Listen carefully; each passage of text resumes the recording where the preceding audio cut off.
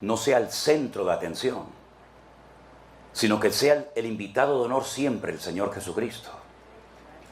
Y tenemos que luchar, si me permiten la expresión, con uñas y dientes, para que jamás en nuestras congregaciones el hombre desplace a la figura principal, que es la de nuestro Señor Jesucristo. Veo que hay muchos ministerios donde aparece el hombre por todas partes. Y el que tiene que aparecer por todas partes en nuestras conversaciones, en nuestras alabanzas, en todo cuanto hagamos, es el Señor. Y lamentablemente vemos que se ha convertido en algo normal para muchas congregaciones y ministerios, desplazar al Señor y utilizarlo para que Él se mueva como nosotros queremos que se mueva en el culto. Incluso algunos hasta le dicen al Señor lo que tiene que hacer en la iglesia, cuando debería ser todo lo contrario. Porque la pregunta es, ¿quién es el dueño de la obra? ¿Quién es la cabeza de la iglesia? ¿Quién es el jefe? ¿Quién es el que da las directrices, las órdenes? ¿Nosotros los hombres o nuestro Dios? Cosas que deberían ser normales para muchos creyentes hoy en día son objeto de sorpresa. Ay, hermano, la sana doctrina, la palabra de Dios. En todas las iglesias del mundo se debería de predicar la palabra de Dios.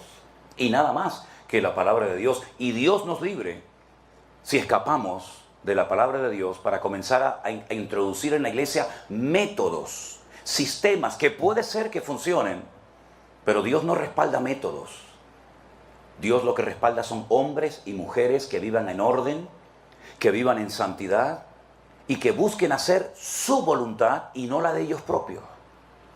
Cuando Dios nos creó, dice la Biblia que nos creó con espíritu, alma y cuerpo.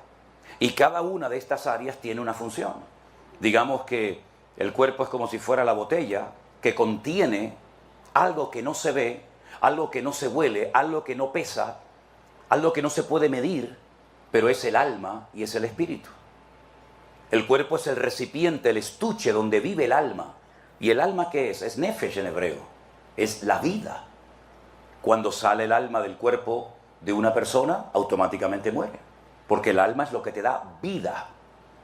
Pero a la única criatura que aparte de cuerpo y vida o alma le dio espíritu fue al ser humano. Los ángeles, los serafines, los querubines no tienen espíritu. Por eso dice que ellos miran la forma como los cristianos, como los hijos de Dios alaban al Señor, porque ellos no entienden lo que es la redención, porque ellos no han sido redimidos. Ellos han sido creados, pero no han sido redimidos, no han sido comprados con la sangre de Jesús. Pero Dios le dio al hombre el espíritu, el ruaj, que es lo que el hombre tiene, no el animal, para poder conectarse con su creador, porque Dios es espíritu, Dios no es materia, Dios no es cuerpo, Dios es espíritu, y Dios busca, el Señor Jesucristo dice que Él busca adoradores que le adoren en espíritu y en verdad.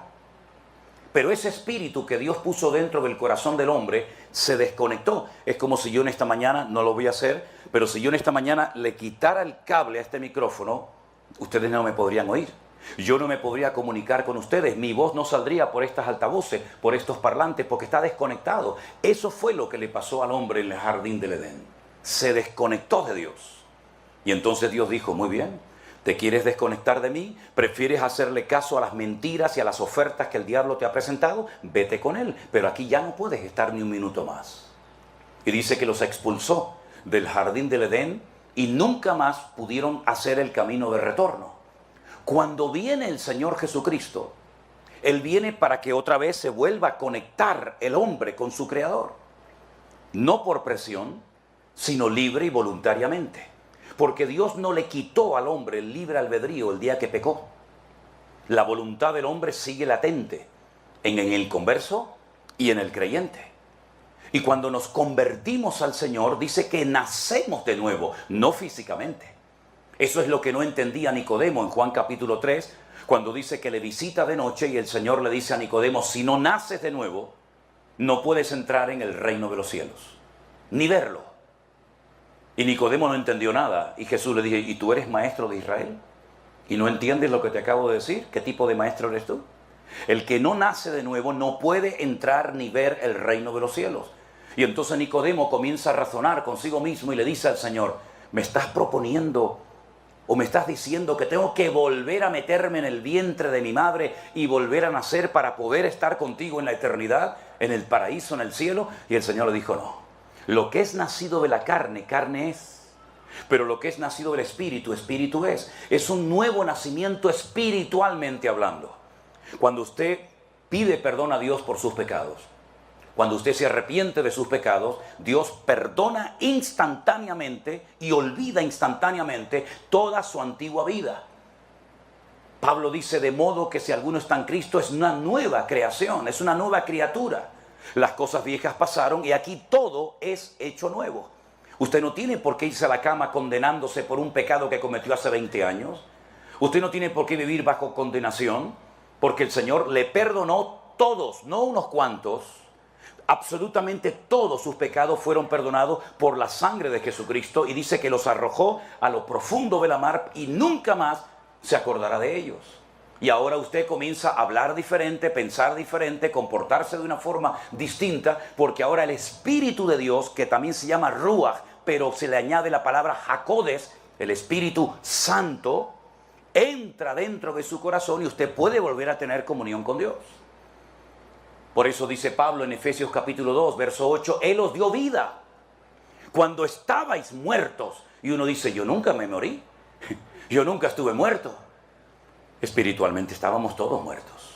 En nuestros delitos y en nuestros pecados. Usted comía, trabajaba, iba de vacaciones, se bañaba en la playa, cantaba, hacía lo que quería, pero espiritualmente estabas desconectado del Creador. Estabas muerto espiritualmente. Pero cuando Él viene a tu corazón, Él viene a darte, ¿qué? Vida. Y vida en abundancia. Pero así como cuando un niño nace necesita cuidados y necesita mucha atención, porque solo si lo dejamos muere, porque es 100% dependiente de sus padres, ¿hasta cuándo? Bueno, algunos hasta los 40 años. ¿No? Hay una estadística que recientemente se ha hecho en España que dice que los hijos hasta los 35, 37 años no se quieren ir de la casa. Es decir, están, iba a decir una expresión, por aquí a lo mejor suena feo, ¿no? Tú sabes que los niños beben leche de la madre y algunos están toda la vida enganchados a eso de la madre, ¿no? Pero mi querido hermano, una de las cosas que tenemos que comenzar a pedirle al Señor que nos cambie y nos transforme es esto, la mente. Mire lo que dice Romanos capítulo 12. Seguro que muchos de ustedes lo saben de memoria. Así que hermanos, Pablo dice, os ruego por las misericordias de Dios, que presentéis vuestros cuerpos en sacrificio vivo, santo, agradable a Dios, que es vuestro culto racional. No perdemos la razón. La iglesia no es una casa de locos donde se pierde el control y uno no sabe ni lo que está haciendo. No. Es un culto racional, ¿eh? No somos animales ni salvajes que de, ay hermano, que me tomó el espíritu y entonces no pude dejar de dar vuelta, o uno se puso por ahí a hacer la gallina y el otro ladrando como un perro y el otro vociferando como el león de la tribu de Judá. No, eso no es la casa del Señor, eso es un circo. Es un culto racional. Yo no pierdo en ningún momento mi raciocinio. Si yo quiero callar, callo, si me quiero poner de pie, me pongo de pie. Y Pablo dice que tenemos que presentar nuestros cuerpos como así los presentamos a la droga, a la prostitución, al sexo, a la brujería o a cualquier otra cosa o al alcohol. Ese mismo cuerpo, esos mismos miembros, ahora presénteselos al Señor. Con esto robábamos, ahora las levanto y alabo a Dios. Con esta lengua criticábamos e insultábamos a la gente, ahora glorificamos a Dios y amamos a nuestros hermanos, ¿verdad? Cada uno de los miembros de mi cuerpo presentados al Señor, pero hay algo más. Pablo dice, y no os conforméis, es decir, otra versión dice, no se adapten, no se amolden a este siglo, a esta sociedad, a este sistema, sino transformaos por medio de la renovación de vuestro entendimiento, es decir, cambiar la mente. Tengo que pensar diferente, tengo que actuar diferente. ¿Y cómo lo hago? Por medio de la renovación de mi entendimiento para que pueda comprobar cuál es la buena voluntad de Dios, agradable y perfecta. Hay creyentes que han nacido de nuevo, pero se siguen comportando igual, siguen pensando igual. Y por eso están toda la vida diciendo, Señor, es que no sé qué hacer, no sé cuáles son mis dones, no sé cuál es mi rol en la iglesia. ¿Por qué? Porque no han renovado su mente. Y es nuestra responsabilidad personal de cada uno de nosotros pedirle al Señor que nos transforme la mente. La mente es la sala de máquinas, de aquí sale todo.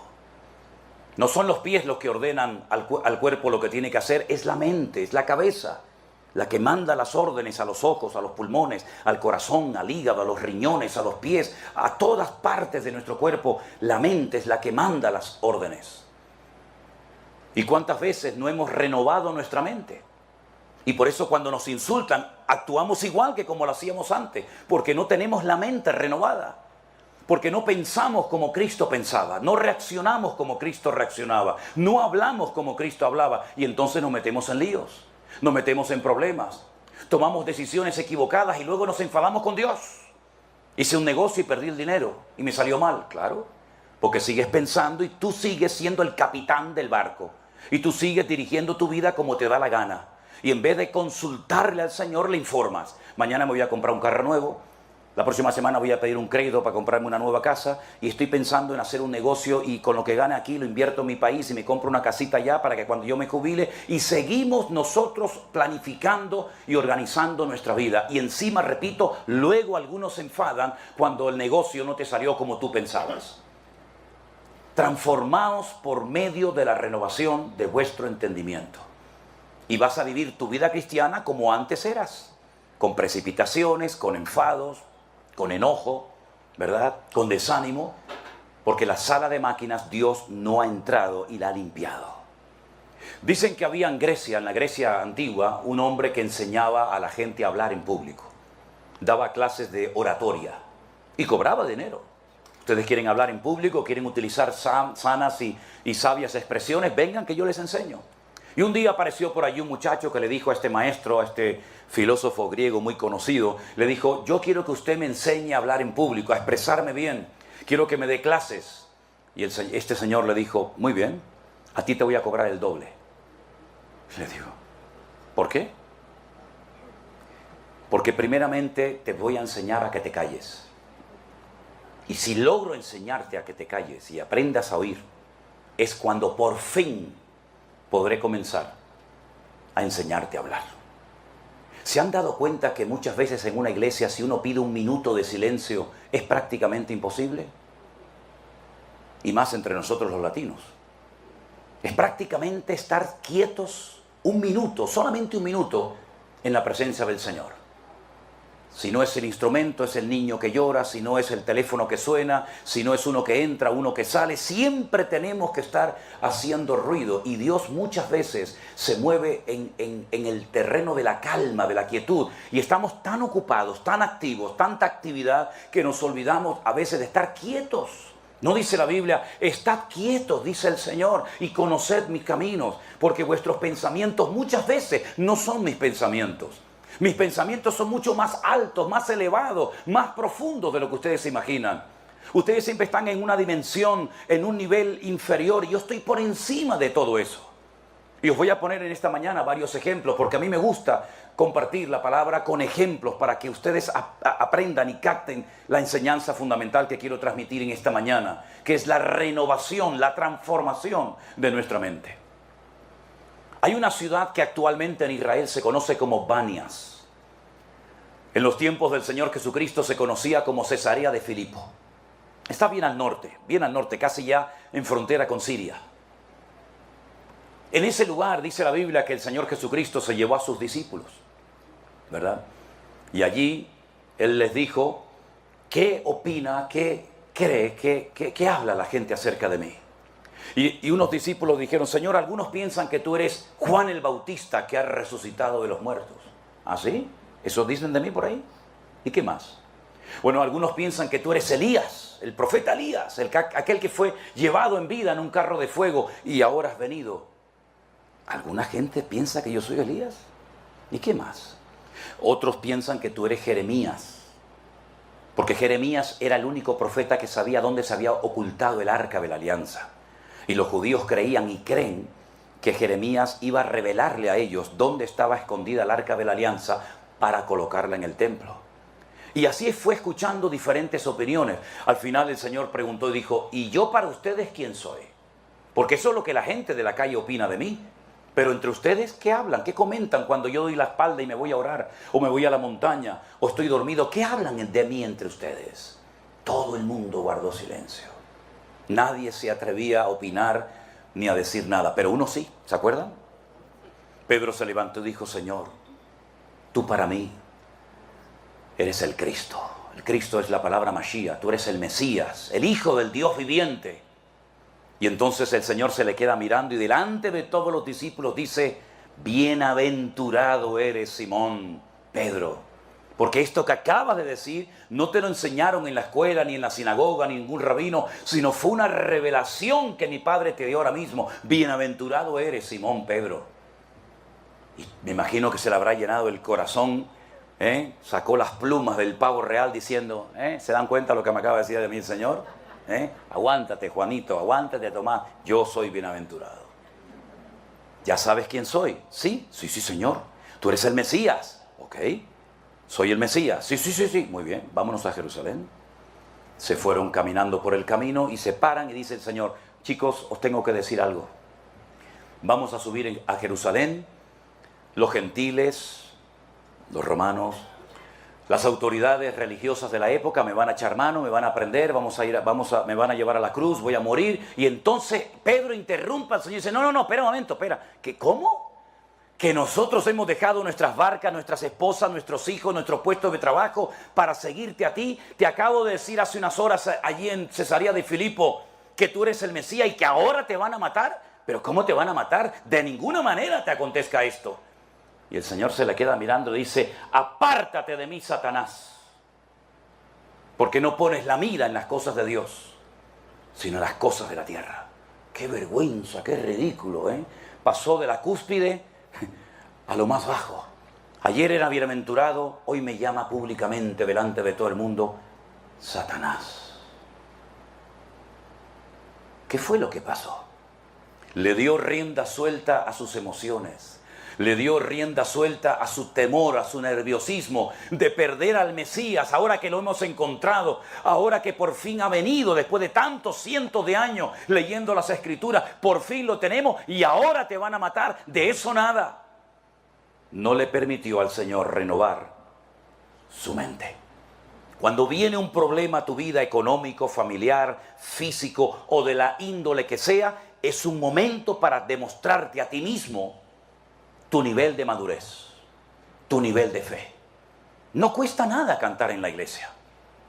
Además, si hay buena música, con buenos instrumentos, buenos músicos, no cuesta nada. Hasta la gente entra de la calle y se anima a cantar nuestros coros, nuestros signos, nuestras alabanzas, porque son bonitos, son pegadizos, son alegres. Pero eso no cuesta nada. Salen por la puerta de la iglesia y salen igual o peor que entraron. No cuesta nada decir amén, aleluya, gloria al Señor, una foto con el pastor, fírmeme el libro, pastor. Eso no cuesta nada. Lo que cuesta es demostrar cuando llega el momento de la realidad si verdaderamente usted ha entendido el Evangelio o no lo ha entendido. Y creo, Pedro, que tú te emocionaste en Cesarea de Filipo. Creo que te precipitaste y no fuiste consciente del peso, de la profundidad de las palabras, de la declaración que acabas de hacer. Y ahora ha salido el verdadero Pedro. Y es que dice la Biblia que de la abundancia del corazón habla la boca. Allí te emocionaste, allí te sentiste importante, pero ahora aquí lo que has demostrado es que no has madurado ni has entendido nada. Y queridos hermanos, no es el único caso en la Biblia de creyentes que llevaban años en los caminos del Señor y no habían aprendido, no habían crecido, no habían madurado, no se habían desarrollado como creyentes. Miren, por ejemplo, la carta de Pablo a los Corintios, que les dice, niños, carnales, que no les puedo dar carne, cosas profundas, sino todavía tengo que andar con ese cuidadito de que no se ofenda la hermana, el hermano, la familia, aquella. Les tengo que dar lechita como los niños pequeños. ¿Y en qué se basa el apóstol Pablo para llamarlos niños? ¿En qué se basa el apóstol Pablo para llamarlos carnales, inmaduros? Bueno, ahora presenta los argumentos y dice, ¿que no sois carnales? ¿Que no sois niños? Pero si entre ustedes hay celos y envidias y grupitos. ¿Quién predica el domingo, hermano? el hermano Apolos. Ay, ese me encanta, ese es buenísimo. Allá vamos todos.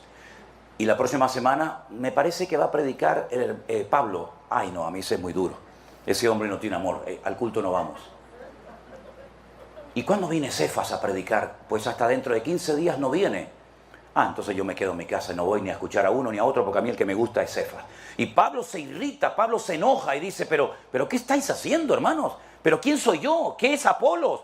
Yo planté la obra, yo fui el perito arquitecto, yo vine, les enseñé la palabra, luego me tuve que marchar después de un año, Apolos vino, él regó la semilla, pero ¿qué es él? ¿Qué soy yo? No somos más que siervos de Dios, servidores del Señor, pero el que da crecimiento y la madurez a la obra es el Señor, no es el hombre. Y esa es la forma como ellos demostraban que eran niños. ¿Y cuántos niños hay hoy en día en nuestras iglesias? ¿Ustedes creen que son los únicos que se van a la clase, a la escuela dominical? Muchas veces hay más niños fuera, en el salón principal, que en las clases de la escuela dominical. El pastor no me llamó. ¿Será posible con lo que yo he dado a la iglesia? Con lo que yo he apoyado a esta iglesia, compré la moqueta, compré el púlpito, pagué el otro día el aire acondicionado, compré el proyector, y ahora fíjate tú, pasó por delante de mí y no me saludó. Vamos a tener que buscar otra congregación porque aquí ya no está el amor de Dios, ya el Espíritu de Dios no se mueve. Y entonces, como me he dado cuenta, fíjate tú, como aquí, ya conté, me parece que hay 5. Sí, yo conté esta mañana 5, a lo mejor hay más, discúlpeme. Pues mira, ¿saben lo que les digo? Me voy a la de allá enfrente. Y entonces el de allá enfrente, en vez de decirle, buenos días hermano, ¿usted de dónde viene? No, yo vengo de la iglesia aquella de enfrente. ¿Y por qué vine aquí? Si aquella es su congregación. No, porque allí no hay amor. El pastor no me saludó el otro día. Ay, hermano, esa iglesia está de capa caída. Venga para acá que aquí le vamos a tratar bien. Póngase a cantar, agarre la guitarra, aunque desafine, aunque cante horrible, pero ya se siente importante. Pero el día que le digan, hermanito, este domingo no puede tocar porque viene un hermano de visita, ya se le fue otra vez el amor a la iglesia, ya no se mueve el Espíritu de Dios y ahora se va a la de al lado, la que está pared con pared, y el otro le dice, sí hermano, venga, estábamos orando por usted hace años, venga a la casa del Señor, bienvenido. Y así nos va a los cristianos evangélicos, que a veces hacemos el ridículo, y en vez de dar una imagen de unidad al mundo, damos una imagen de un ejército desorganizado, de gente malcriada, de gente caprichosa, y como dice Proverbio, el niño consentido avergonzará a su padre y a su madre. Y esa es la cruda realidad nuestra, queridos hermanos. Y hasta que no cambiemos la mentalidad aquí arriba, vamos a seguir teniendo problemas. Da igual quien predique, da igual si es esta iglesia o la de enfrente o la de 20 kilómetros más allá. Hasta que no cambiemos nosotros, siempre vamos a estar echándole la culpa al diablo, al pastor, al gobierno, al frío, al calor, al gobierno, al otro. Hermanos, vamos a mirarnos a nosotros mismos y a darnos cuenta de que a veces los culpables de nuestra falta de crecimiento no es un factor externo, ajeno a nosotros, sino somos nosotros mismos los culpables de no haber madurado en los caminos del Señor. Hemos enseñado hasta la saciedad, ya no sé ni cómo ya decirlo, lo he dicho mil veces. Si usted no quiere sentirse ofendido en su congregación, primero, no mire al hombre. No mire a la persona. Puede respetarlo, puede admirarlo, puede quererlo, lo que usted quiera, pero no confíe, no se agarre al pastor como si fuera Dios, como si fuera el ángel Gabriel. No se agarren a los hombres. Miren y agárrense a Cristo, que Él no te va a fallar nunca. El hombre sí, porque somos seres humanos. ¿Qué se creen que somos nosotros? Dioses en forma humana. Somos igual que cualquiera de ustedes, con nuestras luchas, con nuestros desánimos, con nuestros cansancios, con nuestras presiones. Somos exactamente igual que todo el mundo. No pongan en los pedestales nunca a los pastores, porque los van a matar, les van a hacer daño, y al final los mayores perjudicados van a ser ustedes. Pero en segundo lugar, si usted no quiere nunca sentirse ofendido, ni aquí ni en ninguna parte, no espere nunca nada de nadie. Imagínense que usted espera que yo esta mañana estuviera aquí en la puerta dándole la bienvenida. Yo, pastor, Manolo Sierra, ya verás. Ya verás que él va a estar en la puerta esperándome, me va a dar los besos, me va a dar un abrazo, me va a decir, hermano, Dios le bendiga. Claro, usted llegó y a lo mejor dice, ¿y dónde está el pastor? No, está allí afinando la guitarra, no sé lo que está haciendo este hombre cuando no se ha dado cuenta que yo he entrado. Y entonces usted ya está ofendido. ¿Por qué? Porque esperaba un recibimiento y no lo ha recibido y está ofendido.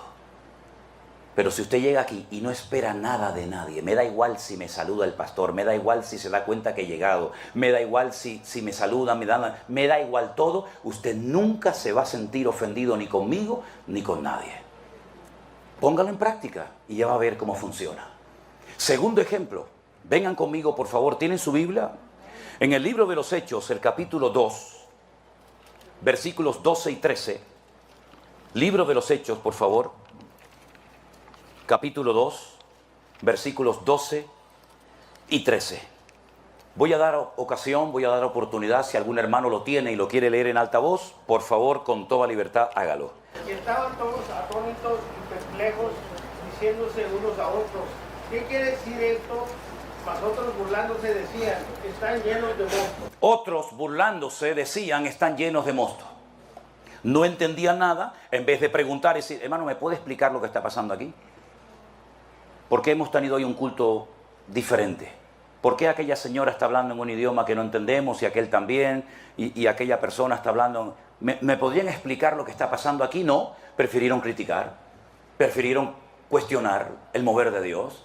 Y dice la Biblia que algunos dijeron, no, lo que pasa es que están borrachos. Esa es la realidad.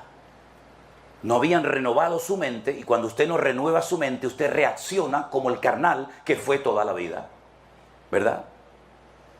Y ahí vemos un ejemplo de un mover genuino del Señor en el día de Pentecostés, pero estas personas, primero por no preguntar, por no demostrar un mínimo de interés y decir, bueno, explíqueme, ¿por qué cantan así? ¿Por qué se mueven asados?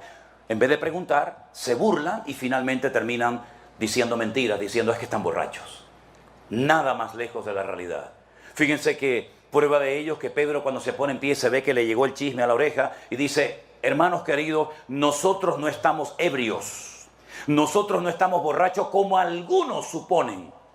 Nosotros lo que más bien estamos es llenos del Espíritu Santo. Y esto es lo que dijo el profeta Joel, que en los postreros días, dice el Señor, derramaré de mi Espíritu sobre toda carne. Y ahí hay una explicación coherente y bíblica de lo que allí está ocurriendo. ¿Se da cuenta? Cuando no entienda algo, pregunte.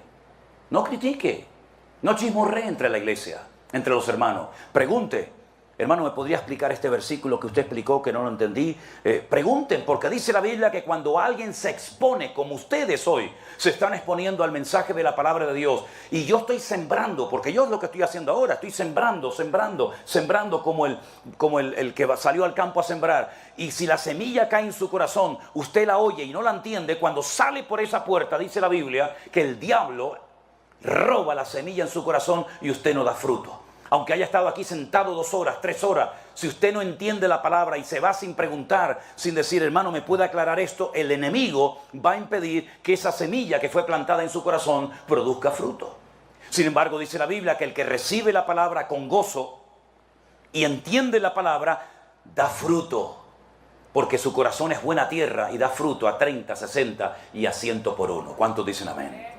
Pablo llega de un largo viaje misionero, se reúne con los apóstoles de Jerusalén y le dice, mira, como se están comentando muchas cosas por allá cerca de ti, coge a estos 4 hermanos, rápense la cabeza, era un rito que hacían los judíos en aquella época según la ley de Moisés, y para acallar las voces y para que no haya líos, vayan al templo, se rapan la cabeza, pagas lo que tengas que pagar y así ya todo el mundo tranquilo.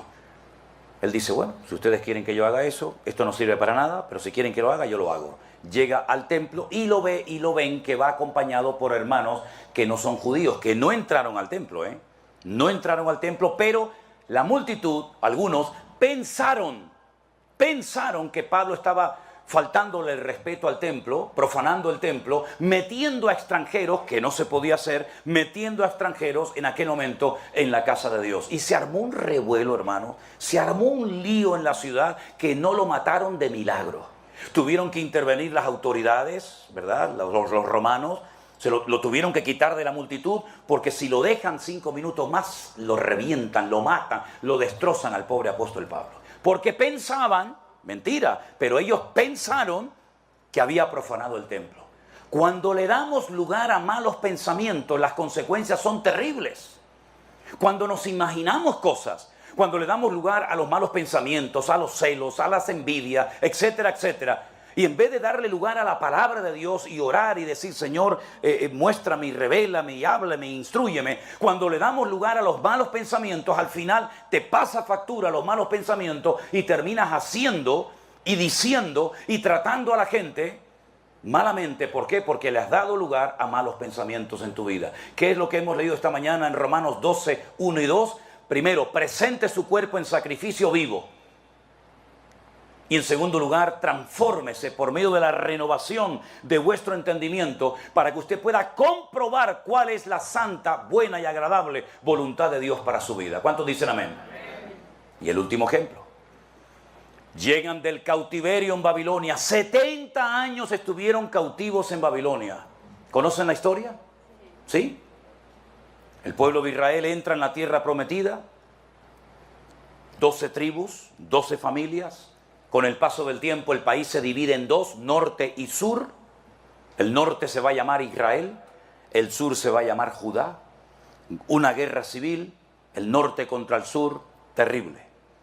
Los asirios atacan las tribus del norte, se las llevan fuera de Israel y nunca más volvieron hasta el día de hoy.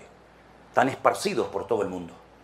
Las tribus del sur, en vez de aprender la lección de los hermanos del norte y en vez de obedecer al Señor y en vez de acatar la palabra y obedecer los mensajes de Jeremías, siguen con la idolatría, siguen con la desobediencia, siguen con el relajo, siguen con el desorden y finalmente Nabucodonosor, rey de Babilonia, ataca la ciudad y se los lleva a miles cautivos a Babilonia y otros por supuesto murieron en Jerusalén.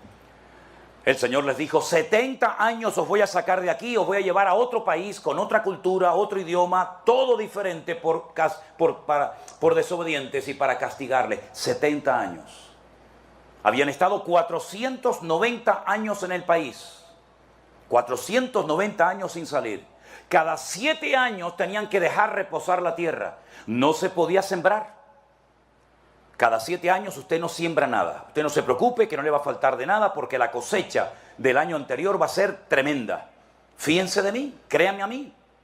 Nunca cumplieron con esta ley que se llama Shemitah. La ley de dejar reposar la tierra cada 7 años. No la cumplieron. El Señor dijo, no lo quieren hacer a las buenas. Ya verás cómo lo vas a hacer a las malas. Si estuvieron 490 años en el país sin guardar la ley del descanso de la tierra, ¿cuántos años no cumplieron la ley de Dios? 70. 70 por 7, ¿cuánto es? 490. Entonces, como me deben 70 años de obediencia y no lo has querido hacer a las buenas, ya verás cómo lo vas a hacer. Porque mi tierra tiene que reposar.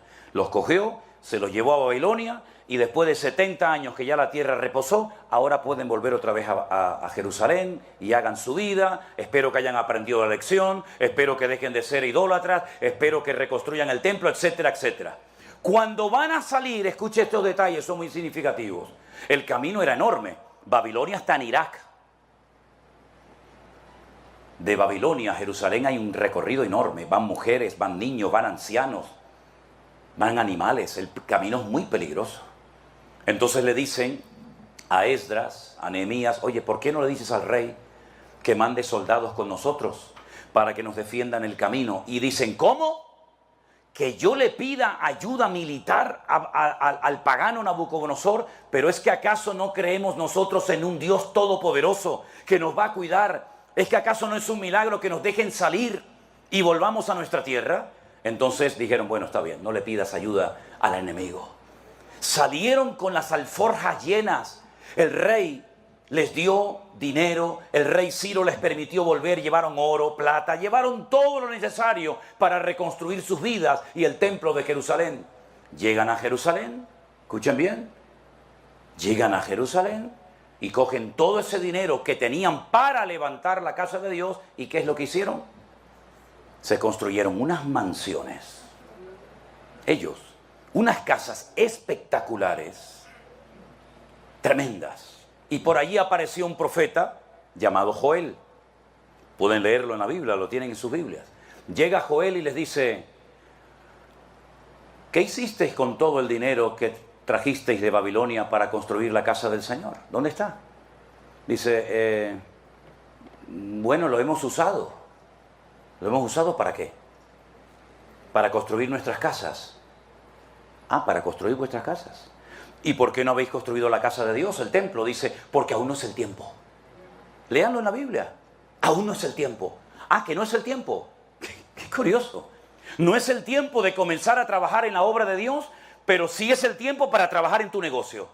Nunca tienes tiempo para las cosas de Dios, pero para ti siempre tienes tiempo y si no lo buscas.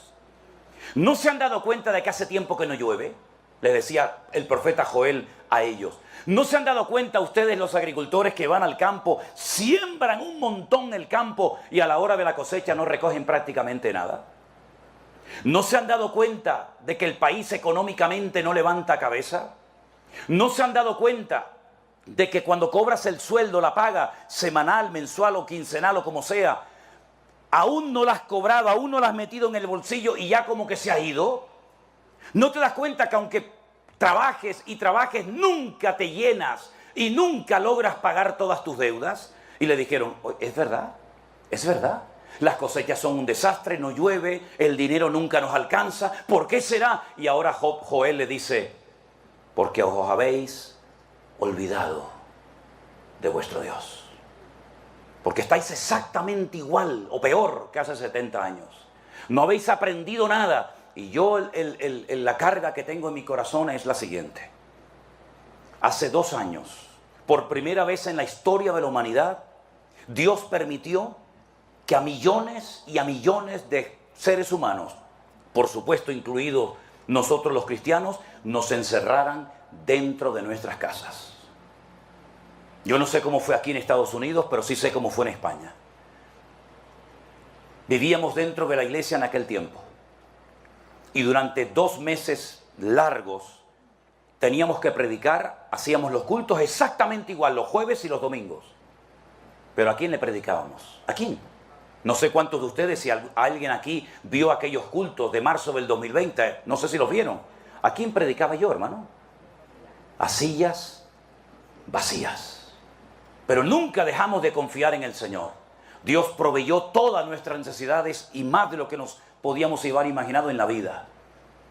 Y fuimos fieles en lo poco. Y el que es fiel en lo poco, Dios le da en el futuro cosas que ni su imaginación se podía haber imaginado.